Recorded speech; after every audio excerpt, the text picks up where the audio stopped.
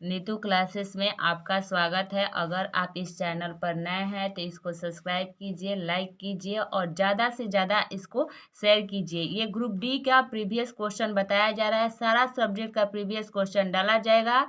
Wait कीजिए और इसको ज़्यादा से ज़्यादा सब्सक्राइब कीजिए। आपकी एग्जाम को देखते हुए इस क्वेश्चन को बनाया गया है, केवल प्रीवियस क्वेश्चन ही बताया जाएगा। तो चलिए इस वीडियो को स्टार्ट करते हैं। ध्वनि की आवृत्ति की अभिव्यक्ति किसमें होती है? करा ध्वनि की आवृत्ति की अभिव्यक्ति किसमें होती है? ये गुवाहाटी में पूछा गया है 2013 में। वाट में, हर्ट्ज में, डेसिबल में, पिच में, यानी ध्वनि को किस में मापा जाता है? वाट में, हर्ट्ज में, डेसिबल में, पिच में। तो ध्वनि को हम लोग किस में मापते हैं? तो हर्ट्ज में। किस में मापा जाता है? हर्ट्ज में। चलिए अगला क्वेश्चन की बात करते हैं। जब प्रकाश लेंस में प्रसार होता है तो कौन सा लेंस उसका अतिश्रवण करता है? जब प्रकाश लेंस में प्रसार होता है तो कौन सा लेंस उसका अतिश्रवण करता है?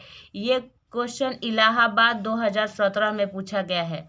अवतल, उत्तल, समतल, उपयुक्त में से कोई नहीं। अवतल, उत्तल, समतल, उपयुक्त में से कोई नहीं। इसमें मेरा राइट ऑप्शन हो जाएगा अवतल। कौन सा अतिश्रवण करता है? तो अवतल करता है। चलिए अगले क्वेश्चन की ओर हम लोग बढ़ते हैं। रबर, कांच और प्लास्टिक अच्छे हैं। रबर, कांच और प्लास्टिक अच्छे हैं। ग्रुप डी एग्जाम इलाहाबाद 2013 में पूछा गया है। वाहक के लिए, विद्युत चुंबक के लिए, जनरेटर के लिए, रोधक के लिए। वो पहला वाहक के लिए, दूसरा विद्युत चुंबक के लिए, तीसरा जनरेटर के लिए और चौथा रोधक के लिए। तो कौन सा मेरा ऑप्शन सही हो जाएगा? इसका मेरा ऑप्शन सही हो जाएगा रोधक के लिए। रबर, कांच और प्लास्टिक किसके लिए सही है? तो रोधक के लिए। चलिए अगले क्वेश्चन की बात करते हैं। उठाए हुए हथौड़े में होती है। उठाए हुए हथौड़े में कौन सी शक्ति होती है? सिर्फ गति शक्ति होती है। दूसरा ऑप्शन है गुरुत्वाकर्षण स्थित शक्ति होती है। तीसरा है विद्युत शक्ति और चौथा है ध्वनि शक्ति। ये ग्रुप डी एग्जाम इलाहाबाद 2013 में पूछा गया है। पहला ऑप्शन है सिर्फ गति शक्ति, दूसरा गुरुत्वाकर्षण स्थिति शक्ति, तीसरा ऑप्शन है विद्युत शक्ति और चौथा ऑप्शन है विद्युत शक्ति, चौथा ऑप्शन है ध्वनि शक्ति। तो इसका मेरा कौन सा राइट ऑप्शन हो जाएगा? दूसरा, गुरुत्वाकर्षण स्थितिज शक्ति। कौन सा ऑप्शन सही है? गुरुत्वाकर्षण स्थितिज शक्ति। तो चलिए अगले क्वेश्चन की बात करते हैं। अल्प दृष्टित्व दूर करने के लिए कौन सा लेंस का उपयोग किया जाता है? अल्प दृष्टित्व कम करने के लिए कौन सा लेंस का उपयोग किया जाता है? तो ये हम लोग का ग्रुप डी एग्जाम इलाहाबाद 2013 में पूछ चुका होता है। Convex lens, concave lens, cylindrical lens और उपयुक्त में से कोई नहीं। फिर से ऑप्शन सुनिए। पहला कन्वेक्स लेंस, दूसरा कॉनकेव लेंस, तीसरा सिलिंड्रिकल लेंस और चौथा उपयुक्त में से कोई नहीं। इसका मेरा राइट ऑप्शन हो जाएगा कॉनकेव लेंस। कौन सा लेंस? Concave lens. तो चलिए आगे बढ़ते हैं। बार किसकी इकाई है? बार किसकी इकाई है? ये ग्रुप डी एग्जाम कोलकाता 2013 में पूछा गया। ऊष्मा का, तापमान का, धारा का, वायुमंडलीय दबाव। पहला ऊष्मा, दूसरा है तापमान, तीसरा है धारा और चौथा है वायुमंडलीय दबाव। तो बार किसकी इकाई है? मेरा राइट ऑप्शन हो जाएगा वायुमंडलीय दबाव का। किसकी इकाई है? वायुमंडलीय दबाव की। तो चलिए अगले क्वेश्चन की ओर बढ़ते हैं। क्यों एक नेत्र की बजाय दोनों नेत्रों से बेहतर दृष्टि मिलती है? क्वेश्चन कर रहा है क्यों एक नेत्र की वजह से बजाय दो नेत्रों से हम लोग अच्छी तरह से देख सकते हैं। ये ग्रुप डी एग्जाम कोलकाता 2013 में पूछा गया है। पहला ऑप्शन दिया हुआ है क्योंकि दोनों लेंस एक साथ बेहतर अभिमुखी शक्ति प्रदान करती है। इससे रेटिना का प्रखर प्रतिबिंब बनता है। दूसरा दिया हुआ है क्योंकि दोनों नेत्र बिल्कुल समरूप प्रतिबिंब नहीं देता है एवं मस्तिष्क में इन दोनों समरूप प्रतिबिंब का संयोजन 3 आयामी या त्रिमीय दृष्टि प्रदान करता है। तीसरा मेरा दिया हुआ है क्योंकि दोनों नेत्र मस्तिष्क में स्नायु द्वारा संयोजित रहते हैं, अतः मस्तिष्क में तेजी से संदेश का संचरण करते हैं।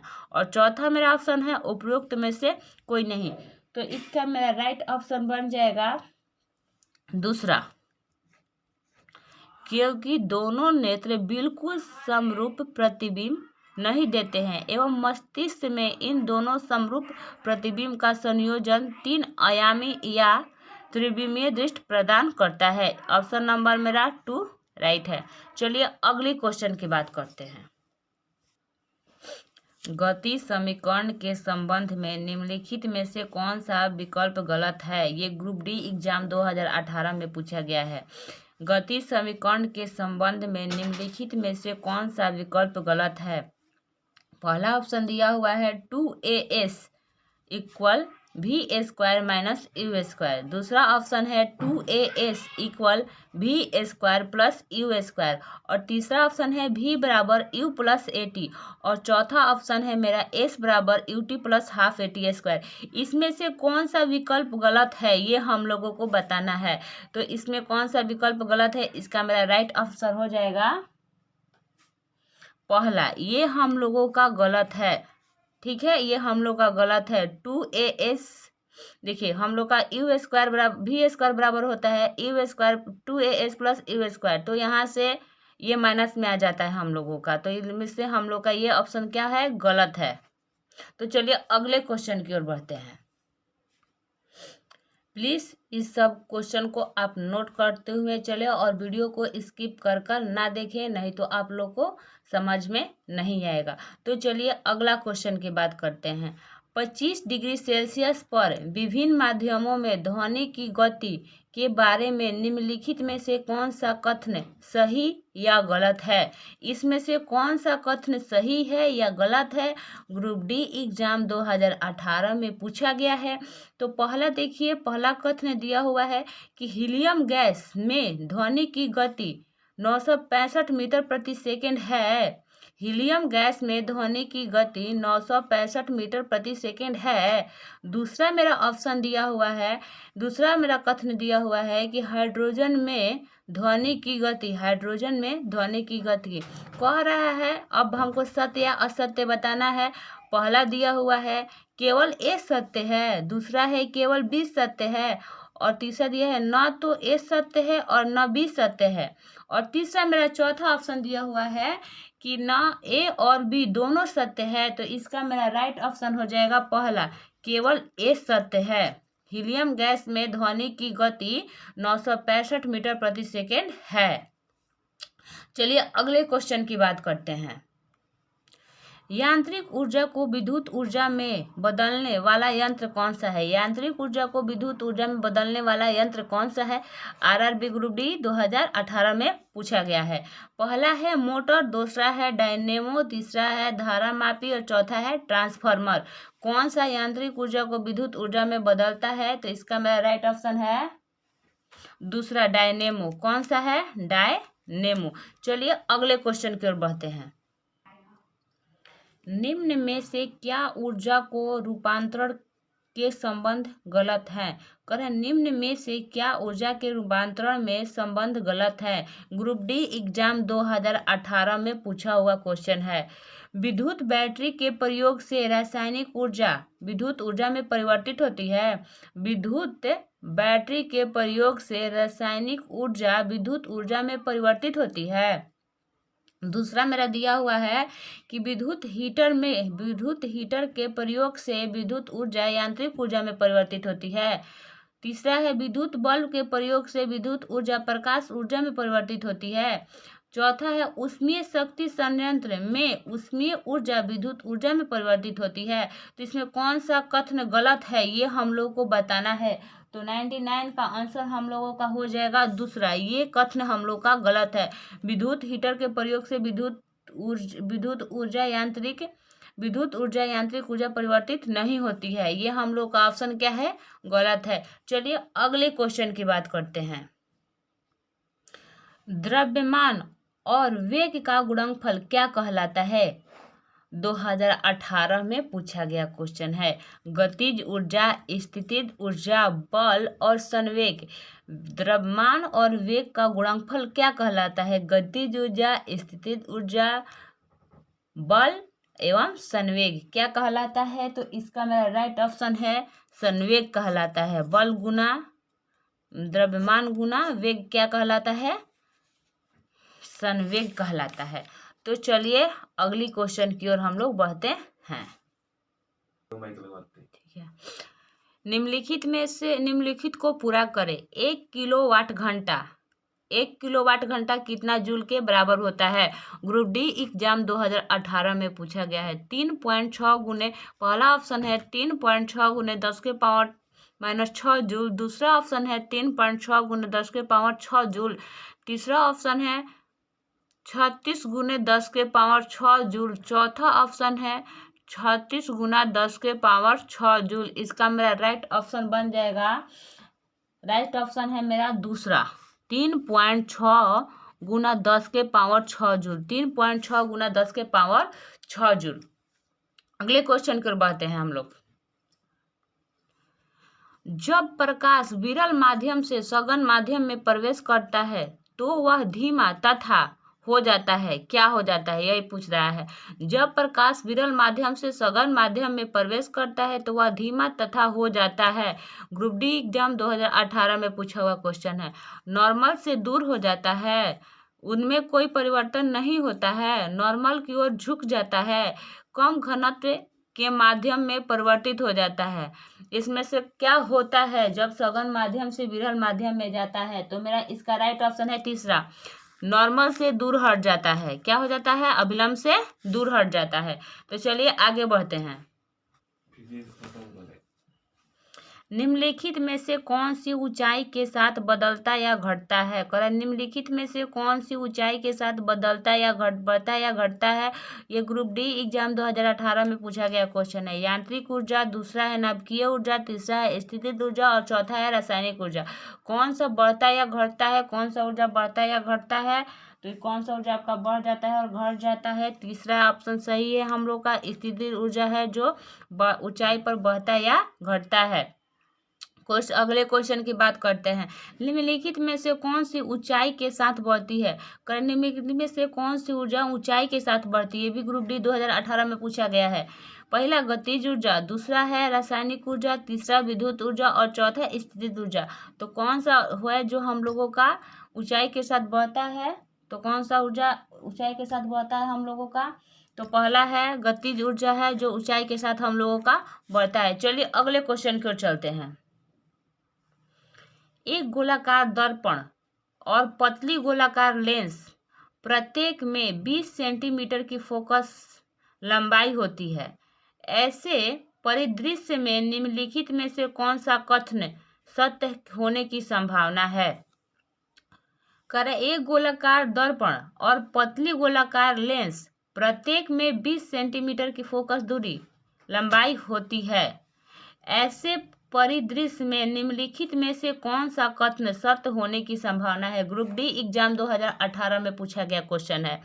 दोनों उत्तल लेंस है, दोनों उत्तल हैं, दर्पण उत्तल है और लेंस अवतल हैं, दोनों अवतल हैं, या दर्पण अवतल है और दर्पण अवतल है और उत्तल है। इसमें से कौन सा कथन सत्य है? तो इसका मेरा राइट ऑप्शन हो जाएगा दूसरा, कि दर्पण उत्तल है और लेंस अवतल है। कौन सा मेरा राइट ऑप्शन है? तो दर्पण उत्तल है और लेंस अवतल है। तो चलिए अगले क्वेश्चन की बात करते हैं। पृथ्वी के चारों ओर चंद्रमा की गति के कारण होते हैं। पृथ्वी के चारों ओर चंद्रमा की गति के कारण होते हैं। ऑप्शन है अपकेंद्रीय बल, दूसरा अभिकेंद्रीय बल, तीसरा नाभिकीय बल और चौथा गुरुत्वीय बल। फिर से सुनिए, पहला ऑप्शन दिया हुआ है अपकेंद्रीय बल, दूसरा अभिकेंद्रीय, तीसरा नाभिकीय बल और चौथा गुरुत्वीय बल। इसका मेरा कौन सा ऑप्शन सही है? तो इसका मेरा ऑप्शन सही हो जाएगा चौथा गुरुत्वीय बल। कौन सा सही है? गुरुत्वीय बल। चलिए अगली क्वेश्चन की बात करते हैं। पृथ्वी का द्रव्यमान होता है, पृथ्वी का द्रव्यमान कितना होता है? 6 × 10 के पावर 22, 6 × 10 के पावर 25 kg, 6 × 10 के पावर 23 kg और 6 × 10 के पावर 24 kg। पृथ्वी का द्रव्यमान कितना होता है? तो पृथ्वी का द्रव्यमान हम लोग का होता है 6 × 10 के पावर 24 kg। कौन सा सही है? चौथा सही है। 6 × 10 के पावर 24 kg पृथ्वी का द्रव्यमान होता है। चलिए अगले क्वेश्चन की ओर बढ़ते हैं। एक लेंस की शक्ति 2.5 डायोप्टर है, उसकी फोकस चौड़ाई क्या होगी? कह रहा है एक लेंस की शक्ति 2.5 डायोप्टर है तो उसकी चौड़ाई क्या होगी? आरआरबी ग्रुप डी 2018 में पूछा गया है। 0.004 mm, दूसरा ऑप्शन है 4 मीटर, तीसरा ऑप्शन है 0.04 मीटर, चौथा ऑप्शन है 0.4 मीटर। तो कौन सा मेरा इसमें ऑप्शन सही है? इसका राइट ऑप्शन है मेरा चौथा। इसका राइट ऑप्शन चौथा सही है, 0.4 मीटर। कौन सा मेरा ऑप्शन सही है? 0.4 मीटर। तो चलिए अगले क्वेश्चन की ओर बढ़ते हैं। इलेक्ट्रिक बल्ब में फिलामेंट के लिए विशेष रूप से प्रयोग होने वाली धातु का नाम क्या है? कह रहा है इलेक्ट्रिक बल्ब में फिलामेंट के लिए विशेष रूप से प्रयोग होने वाले धातु का क्या नाम है? ग्रुप डी एग्जाम 2018 में पूछा हुआ क्वेश्चन है। पहला कॉपर, दूसरा टंगस्टन, तीसरा क्रोमियम और चौथा निकेल। तो फिलामेंट के रूप में कौन सा मौजूद रहता है? तो टंगस्टन। इसका आंसर क्या हो जाएगा हम लोग का? टंगस्टन। इसका राइट ऑप्शन क्या है? टंगस्टन। राइट ऑप्शन क्या हो जाएगा हम लोग का? टंगस्टन। कह रहा है कि इलेक्ट्रिक बल्ब में फिलामेंट के लिए विशेष रूप से प्रयोग होने वाले धातु का नाम क्या हो सकता है? तो नहीं, टंगस्टन नहीं, हम लोग का ऑप्शन हो जाएगा कॉपर। कौन सा धातु विशेष रूप से प्रयोग होता है? कॉपर। फिलामेंट टंगस्टन का बना होता है, ये होता है टंगस्टन का बना होता है, लेकिन विशेष रूप से कौन सा धातु आता है? तो कॉपर आता है। चलिए अगले क्वेश्चन की ओर बढ़ते हैं। विद्युत बल्ब के एक फिलामेंट द्वारा 9 मिनट में 0.75 एम्पियर की धारा ली जाती है। 0.75 एम्पियर की धारा ली जाती है। धारा के माध्यम से प्रवाहित होने वाले विद्युत आवेश की मात्रा ज्ञात करें। तो कह रहा है कि 9 मिनट में 0.75 एम्पियर की धारा ली जाती है। धारा के माध्यम में प्रवाहित होने वाले विद्युत धारा की मात्रा ज्ञात करें। ग्रुप डी एग्जाम 2018 में पूछा गया क्वेश्चन है। कितना कूलाम्ब होता है? तो 405 कूलाम्ब। कितना कूलाम्ब होगा? 405 कूलाम्ब। चलिए अगले क्वेश्चन की ओर चलते हैं। निम्नलिखित में से कौन सी ऊर्जा सदैव धनात्मक होती है? निम्नलिखित में से कौन सी ऊर्जा सदैव धनात्मक होती है? ग्रुप डी एग्जाम 2018 में पूछा गया क्वेश्चन है। पहला गुरुत्वाकर्षण ऊर्जा, दूसरा स्थितिज ऊर्जा, तीसरा गतिज ऊर्जा और चौथा है स्थितिज ऊर्जा। पहला गुरुत्वाकर्षण ऊर्जा, दूसरा स्थितिज ऊर्जा, तीसरा गतिज ऊर्जा और चौथा स्थितिज ऊर्जा। तो मेरा इसका राइट ऑप्शन कौन सा हो जाएगा? इसका राइट ऑप्शन है तीसरा, गतिज ऊर्जा। कौन सी ऊर्जा सदैव धनात्मक होती है? तो गतिज ऊर्जा। चलिए अगले क्वेश्चन की ओर चलते हैं। एक वस्तु का भार पृथ्वी की सतह पर 6000 न्यूटन है। एक वस्तु का भार पृथ्वी की सतह पर 6000 न्यूटन है, तो चांद की सतह पर उसका भार क्या होगा? कह रहे एक पृथ्वी का भार 6000 न्यूटन पृथ्वी पर है, एक वस्तु का भार, और चांद की सतह पर उसका भार क्या होगा? तो चांद की सतह पर उसका भार हो जाएगा 1000। कितना हो जाएगा? 1000। 1/6वां भाग हम लोगों का पृथ्वी पर होता है और चांद पर इतना हो जाता है। तो इसका ऑप्शन मेरा कौन सा सही हो जाएगा? तो ऑप्शन नंबर पहला सही है, 1000 न्यूटन। कितना होगा? 1000 न्यूटन। चलिए अगले क्वेश्चन की बात करते हैं हम लोग। किसी वस्तु का जड़त्व मापने की इकाई निम्न में से क्या है? किसी वस्तु का जड़त्व मापने की इकाई निम्न में से क्या है? 2018 में बताया गया क्वेश्चन है। पहला है घनत्व, दूसरा है तापमान, तीसरा है द्रव्यमान और चौथा है आयतन। तो इसका राइट ऑप्शन मेरा हो जाएगा, इसका राइट ऑप्शन मेरा हो जाएगा तीसरा, द्रव्यमान। क्या सा है? किसी वस्तु का जड़त्व मापने की इकाई को क्या कहते हैं हम लोग? क्या है? द्रव्यमान। कौन सा मेरा सही है? द्रव्यमान मेरा सही है। चलिए अगले क्वेश्चन की ओर बढ़ते हैं।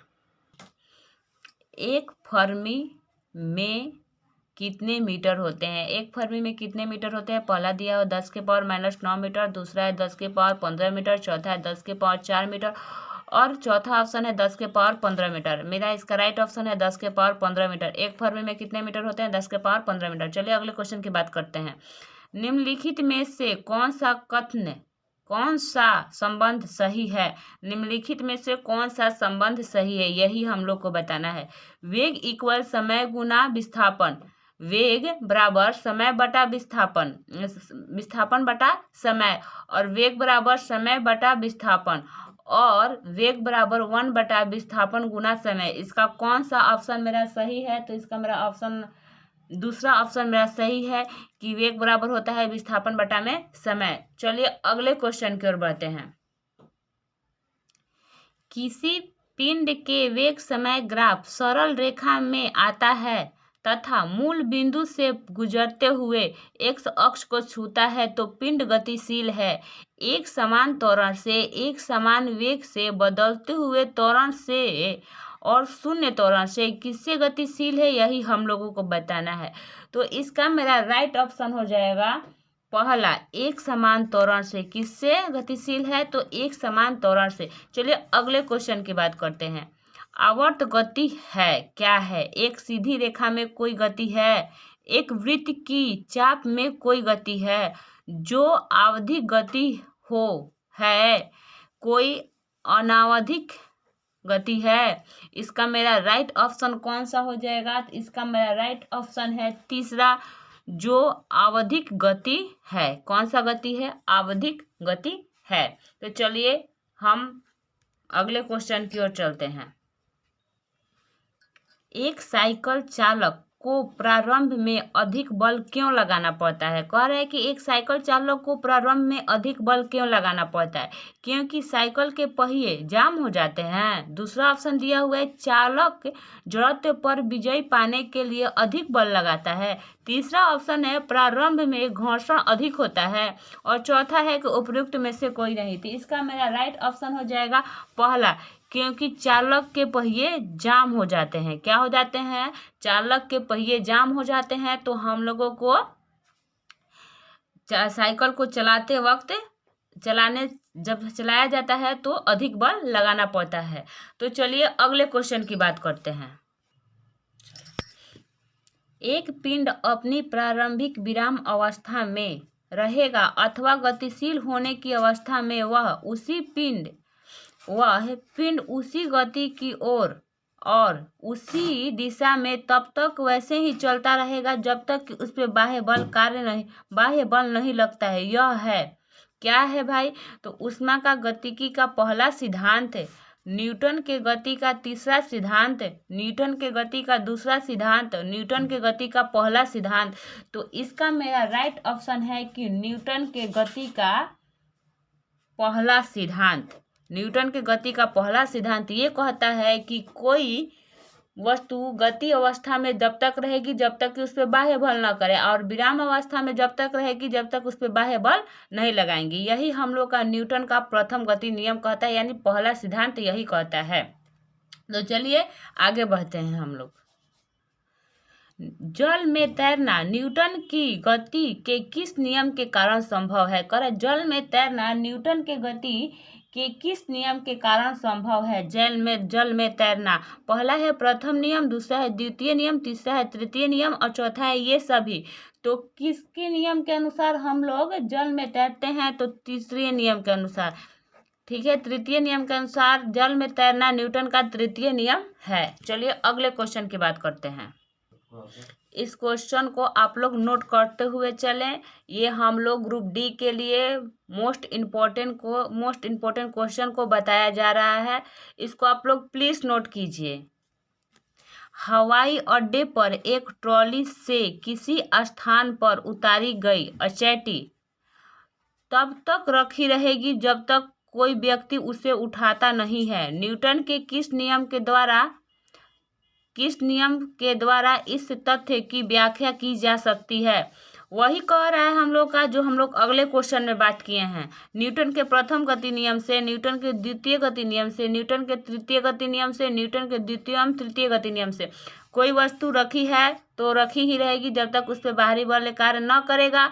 तो इसका मेरा राइट ऑप्शन हो जाएगा न्यूटन के प्रथम गति नियम से। चलिए क्वेश्चन, अगले क्वेश्चन की ओर हम लोग चलते हैं।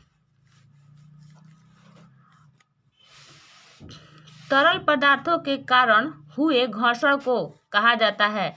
तरल पदार्थों के कारण हुए घर्षण को कहा जाता है। तरल पदार्थों के कारण हुए घर्षण को कहा जाता है। क्या कहा जाता है? पहला ऑप्शन दिया है कर्षण, दूसरा बल, तीसरा दबाव और चौथा घर्षण। पहला कर्षण, दूसरा बल, तीसरा दबाव और चौथा घर्षण। तो क्या कहा जाता है? कर्षण कहा जाता है। तरल पदार्थ के कारण हुए घर्षण को कर्षण कहा जाता है। अगले क्वेश्चन की बात करते हैं। आंतरिक बल सदैव संतुलित बल होते हैं। दूसरा दिया हुआ है कभी भी संतुलित बल नहीं होते हैं। तीसरा दिया हुआ है कभी संतुलित बल होते हैं और कभी संतुलित बल हो सकते हैं और नहीं भी। चौथा दिया है उपयुक्त में से कोई नहीं। इसका मेरा राइट ऑप्शन हो सकता है, राइट ऑप्शन है पहला, सदैव संतुलित बल होते हैं। नीतू क्लासेस में आपका स्वागत है। ये वीडियो का पार्ट 4 है। अगर आप पार्ट 4 देख रहे हैं तो पार्ट 1, पार्ट 2, पार्ट 3 को ज़रूर देखें। उसमें प्रीवियस क्वेश्चन को सॉल्व कराया गया है। हम लोग का रेलवे ग्रुप डी का एग्ज़ाम नज़दीक है, इसलिए हम ग्रुप डी का प्रीवियस क्वेश्चन आप लोगों को याद कराना चाहते हैं। तो आप इस वीडियो को ज़रूर देखें और अंत तक देखें और इसको लाइक करें, सब्सक्राइब करें और शेयर करें। अपने दोस्तों के पास ज़्यादा से ज़्यादा शेयर करें ताकि उनका भी एग्ज़ाम का तैयारी अच्छे से हो सके। तो चलिए वीडियो को अब हम स्टार्ट करते हैं। बैलगाड़ी को खींचते समय बैलों के द्वारा किस तरह का बल लगाया जाता है। कह रहा है बैलगाड़ी को खींचते समय बैलों के द्वारा किस तरह का बल लगाया जाता है। पहला दिया हुआ है यांत्रिक बल, दूसरा दिया है पेशीय बल, चौथा है गुरुत्वाकर्षण बल और तीसरा है गुरुत्वाकर्षण बल और चौथा है चुंबकीय बल। तो बैलगाड़ी को खींचते समय बैलों के द्वारा कौन सा बल लगाया जाता है? तो इसके लिए मेरा राइट ऑप्शन हो जाएगा दूसरा, पेशीय बल। कौन सा बल लगाया जाता है? पेशीय बल। चलिए अगले क्वेश्चन की ओर चलते हैं। चंद्रमा की सतह से पलायन वेग का मान पृथ्वी की सतह की अपेक्षा कम होता है क्योंकि। चंद्रमा की सतह से पलायन वेग का मान पृथ्वी की सतह का अपेक्षा कम क्यों होता है? पहला है चंद्रमा पर कोई वायुमंडल नहीं है जबकि पृथ्वी पर है। दूसरा ऑप्शन है कि पृथ्वी की त्रिज्या से कम होती है। चंद्रमा की त्रिज्या पृथ्वी की त्रिज्या से कम होती है। और तीसरा मेरा ऑप्शन है कि चंद्रमा सूर्य के अधिक निकट है। और चौथा ऑप्शन है चंद्रमा का द्रव्यमान कम होता है। इसका राइट ऑप्शन मेरा हो जाएगा चौथा, चंद्रमा का द्रव्यमान कम है। क्या मेरा सही ऑप्शन है? चंद्रमा का द्रव्यमान कम है। चलिए अगले क्वेश्चन की ओर बढ़ते हैं। पहाड़ी तल में पानी 100 डिग्री सेल्सियस से कम ताप पर उबलने लगता है क्योंकि उच्चता पर बादलों का निर्माण होता है, उच्चता पर दबाव कम होता है, उच्चता पर तापमान कम रहता है, उच्चता पर जल वाष्प कम रहता है। क्वेश्चन फिर से सुनिए। पहाड़ी तलों पर 100 डिग्री सेल्सियस से कम ताप पर उबलने लगता है क्योंकि उच्चता पर बादलों का निर्माण होता है, उच्चता पर दबाव कम रहता है, उच्चता पर तापमान कम रहता है, उच्चता पर जल वाष्प कम रहता है। किसके कारण पहाड़ पर 100 डिग्री सेल्सियस पर ही जल उबलने लगता है? इसका मेरा राइट ऑप्शन हो जाएगा उच्चता पर दबाव कम रहता है। किसके कारण उबलने लगता है? तो उच्चता पर दबाव कम रहता है। चलिए अगले क्वेश्चन में। साइकिल पंप प्रक्रिया का सिद्धांत है, यानी साइकिल पंप प्रक्रिया का सिद्धांत है। जब आयतन घटता है तो दाब बढ़ता है, पहला ऑप्शन। दूसरा है जब आयतन बढ़ता है तो दाब बढ़ता है। तीसरा ऑप्शन किसी एक बिंदु पर हवा का दाब शून्य हो जाता है। किसी एक बिंदु पर हवा का दाब शून्य हो जाता है। चौथा है किसी एक बिंदु पर आयत और दाब समान हो जाता है। तो इसका मेरा सही ऑप्शन है पहला, जब आयतन घटता है तो दाब बढ़ता है। सही ऑप्शन क्या है? जब आयतन घटता है तो दाब बढ़ता है।